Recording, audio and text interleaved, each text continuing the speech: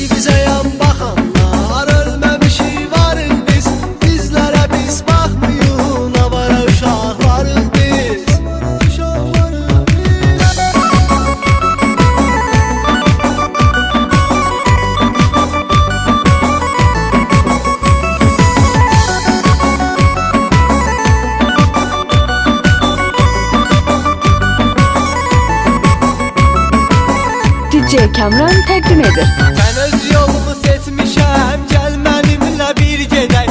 Var pulumuz şellənə, yalan əyi var keyf edək. Bizi tanıyırlar belə, koymuşuq bu yoldayız. Avara adını almışıq, avarayıq onsuz da biz.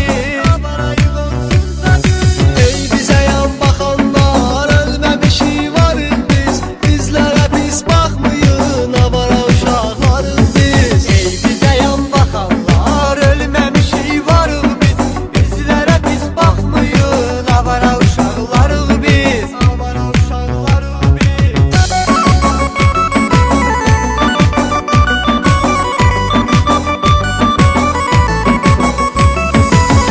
DJ İbrahim təqdim edir.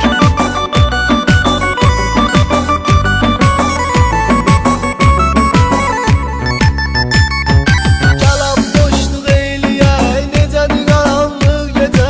Şəhərə işıqlar vurur, bizədir qaranlıq gecə. Yolda təkər qaldıraq, qırmızıdan yan keçək. İnanmıram bir zaman, avaracılıqdan bezək. Avaracılıqdan bezək. Ey bizə yan baxanlar, ölməmişik varıq biz.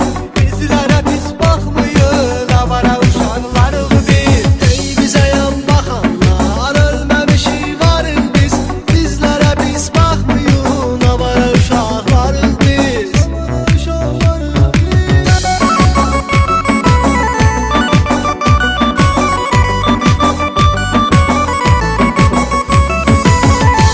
Kamran Production təqdim edir.